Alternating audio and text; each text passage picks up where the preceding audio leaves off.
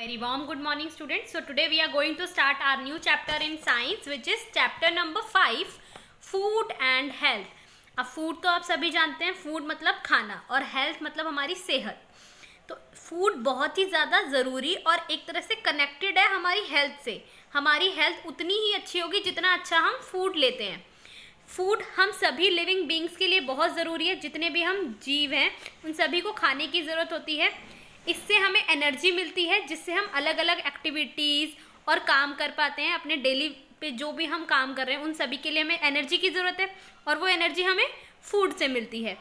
इसकी वजह से हमारी बॉडी ग्रो भी करती है और इसके साथ साथ हम हेल्दी भी रहते हैं. ठीक है. इसके साथ साथ फूड जो है वो हम दो फॉर्म में लेते हैं, दो फॉर्म में कंज्यूम करते हैं, या तो सॉलिड फॉर्म में या फिर लिक्विड फॉर्म में, मतलब तरल पदार्थ जो हम लेते हैं जैसे जूसेस आ गए और कोई ऑयल फॉर्म में ऐसे. ठीक है.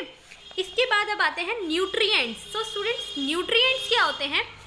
जो हम फूड खाते हैं ना उसमें कुछ स्पेशल सब्सटेंस होते हैं जिन्हें हम न्यूट्रिएंट्स कहते हैं, जिससे हमारी बॉडी को नरिशमेंट मिलती है. मतलब हमारी बॉडी को ग्रो करने में और हमारी बॉडी को बिल्ड करने में ये न्यूट्रिएंट्स बहुत ही ज़्यादा स्पेसिफिक और इम्पॉर्टेंट रोल प्ले करते हैं. डिफरेंट टाइप्स के फूड्स जो होते हैं उन सभी में डिफरेंट अमाउंट का न्यूट्रिएंट पाया जाता है. हम जितना ज़्यादा अच्छा न्यूट्रिशन हमारी बॉडी को मिलेगा ना उतनी ही ज़्यादा हमारी बॉडी अच्छे से ग्रो करेगी और उतना ही ज़्यादा हमारी बॉडी डिजीज़ यानी बीमारियों से अच्छे से लड़ पाएगी.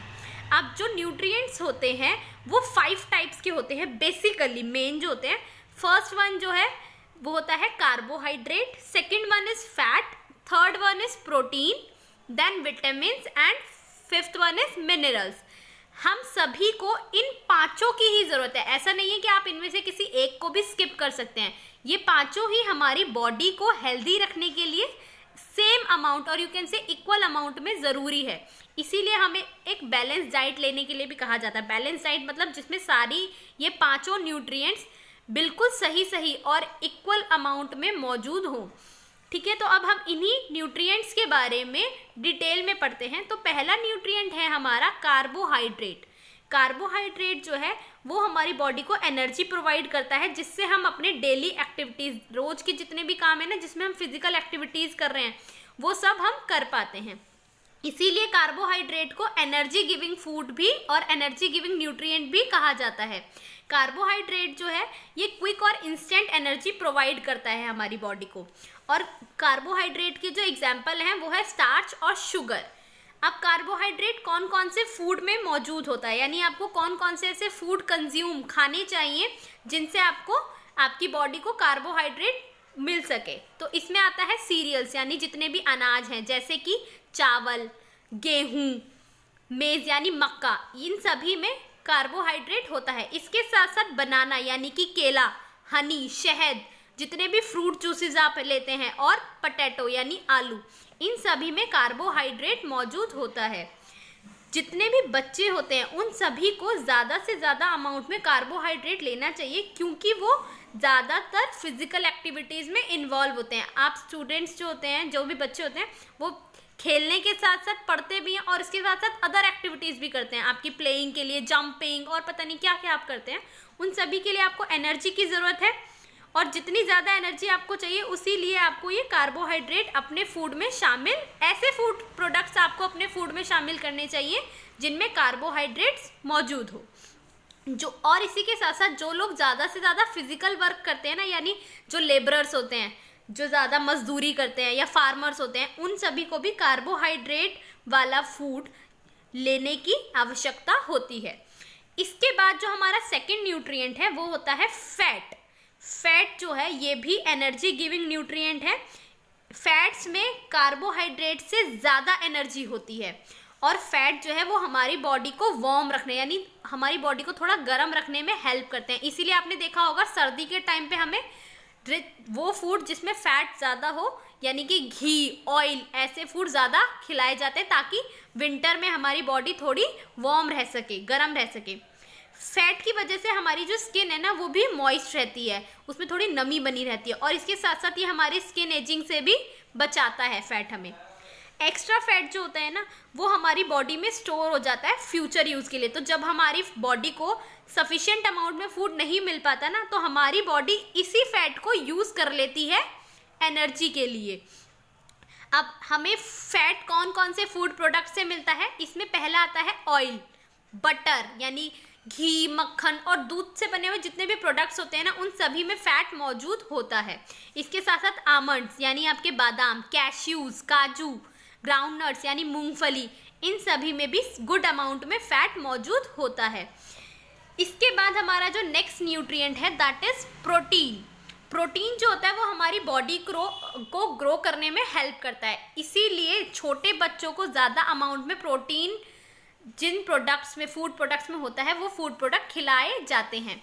इसे बॉडी बिल्डिंग न्यूट्रिएंट भी कहा जाता है, तो इसीलिए छोटे बच्चों को ज़्यादा अमाउंट में प्रोटीन दिया जाता है। हमारे जो हमारे जो बाल होते हैं ना, ये भी प्रोटीन से बने हुए हैं। इसी के साथ साथ हमारी बॉडी में एक स्पेशल सब्सटेंस होता है जिसे हम हीमोग्लोबिन बोलते हैं, जो हमारी बॉडी के अदर पार्ट में ऑक्सीजन पहुंचाने का काम करता है। वो भी प्रोटीन से ही बना है, यानी वो भी एक प्रोटीन ही है। प्रोटीन जो होता है ना वो हमारे डैमेज पार्ट्स को भी रिपेयर करता है। मतलब आपकी बॉडी में कोई पार्ट आपका टूट गया है या आपकी बॉडी को बिल्ड करना है, आपकी बोन्स को स्ट्रॉन्ग बनाना है यानी हड्डियों को स्ट्रॉन्ग करने के लिए, इन सभी के लिए प्रोटीन की आवश्यकता होती है। अब प्रोटीन का सबसे मेन सोर्स यानी सबसे ज़्यादा प्रोटीन होता है मिल्क में, इसीलिए आपने देखा होगा छोटे बच्चों को या जो ग्रोइंग चाइल्ड होते हैं, मतलब बढ़ते बच्चे जो होते हैं, उन्हें मिल्क मतलब पीना ज़रूरी बताया जाता है। यानी उनको दिन में एक बार तो दूध पीना ही चाहिए ताकि वो अच्छे से ग्रो कर सके और उनकी बॉडी बिल्ड हो सके। इसके साथ साथ चीज़, एग यानी अंडे, पल्सेस यानी जितनी भी हमारी दालें हैं, पी यानी मटर, सोयाबीन, मीट और फिश, इन सभी में भी सफिशिएंट अमाउंट में प्रोटीन मौजूद होता है। अब यहाँ पे क्वेश्चन किया गया आपसे, who need more protein, a child और एन एडल्ट? एक बच्चे को ज़्यादा ज़रूरत है प्रोटीन की और एक एडल्ट को, तो ये आंसर आप खुद लिखेंगे। ओके स्टूडेंट्स, तो इसके बाद हमारा नेक्स्ट न्यूट्रिएंट आता है विटामिन्स। विटामिन्स जो होते हैं इन्हें हम प्रोटेक्टिव न्यूट्रिएंट भी कहते हैं। ये हमारी बॉडी को हेल्प करते हैं बीमारियों से लड़ने में। विटामिन्स जो हैं वो हमारी बॉडी को हेल्दी भी रखते हैं। हमारी बॉडी को विटामिन्स जो हैं वो ज़्यादा अमाउंट में नहीं चाहिए होते, थोड़े अमाउंट में ही चाहिए होते हैं। विटामिन्स में अलग अलग विटामिन होते हैं, जैसे vitamin A, B complex, vitamin C, vitamin D, vitamin E and vitamin K. ये सारे इंपॉर्टेंट विटामिन्स हैं जो हमारी बॉडी को चाहिए होते हैं। ये जो सारे विटामिन्स हैं ये सभी हमें फूड आइटम से मिलते हैं और ये सभी हमारी बॉडी के लिए ज़रूरी है। लेकिन इनमें से जो एक है विटामिन डी, यही एक ऐसा विटामिन है जो हमारी बॉडी फूड से प्राप्त नहीं करती, बल्कि ये हमारी बॉडी सनलाइट में फॉर्म करती है। यानी विटामिन डी जो है वो सनलाइट से मिलता है, इसीलिए इस विटामिन को सनशाइन विटामिन भी कहा जाता है।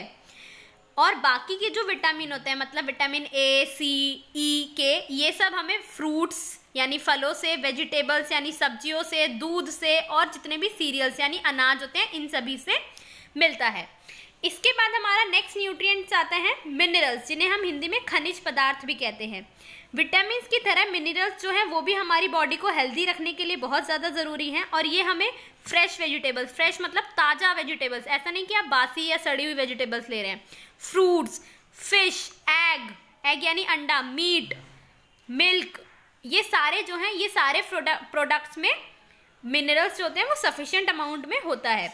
इसके बाद कैल्शियम जो है वो हमारा बॉडी के लिए एक इम्पॉर्टेंट मिनरल है, क्योंकि हमारी टीथ और जो बोन्स होते हैं यानी हमारी हड्डियां और हमारे दांतों को स्ट्रॉन्ग बनाने में हेल्प करता है और ये कैल्शियम भी मिल्क में मौजूद होता है, इसीलिए हम छोटे बच्चों को मिल्क ज़रूर पिलाया जाता है। ठीक है स्टूडेंट्स, जितने भी डेयरी प्रोडक्ट्स होते हैं मतलब मिल्क से बनी हुई जितनी भी चीज़ें हैं, जैसे चीज़ हुआ या कर्ड यानी दही, इन सभी में दूध और दूध से बनी हुई सभी चीज़ों में कैल्शियम मौजूद होता है। तो आप या तो दूध लें या दही, पनीर, ऐसी चीज़ें लें ताकि आपकी बॉडी में जो आपके बोन्स हैं और टीथ हैं वो स्ट्रॉन्ग रहें। इसके साथ साथ आयरन, ये भी एक मिनरल है, ये भी हमारी बॉडी को चाहिए होता है, ये ब्लड बनाने में हेल्प करता है। और आयरन जो है वो ग्रीन लीफी वेजिटेबल्स यानी हरी पत्तेदार सब्जियों में, जैसे कि स्पिनच, पालक, कैबेज यानी बंद गोभी जिसे हम कहते हैं, फ्रूट्स जैसे कि एप्पल और बनाना, इन सभी में पाया जाता है। इसके साथ साथ दो मिनरल्स और हैं, that is potassium and sodium. ये भी मिनरल्स हैं ऐसे जो हमारी बॉडी के लिए बहुत ही ज़्यादा ज़रूरी हैं। अभी हमने पढ़ा न्यूट्रिएंट्स के बारे में। अब हमारी बॉडी को जो सबसे ज़्यादा चाहिए होता है दैट इज़ वाटर। हेल्दी रहने के लिए हमारी बॉडी को सफिशिएंट अमाउंट ऑफ वाटर की रिक्वायरमेंट होती है। वाटर सबसे ज़्यादा ज़रूरी होता है। हमारी बॉडी में जो हम फूड खाते हैं ना, उसको डाइजेस्ट करने में भी हेल्प करता है ये, और हमारी बॉडी में जो वेस्ट होता है उसको रिमूव करने यानी उसको बाहर निकालने के लिए भी वाटर ज़रूरी होता है और हेल्प करता है इसमें।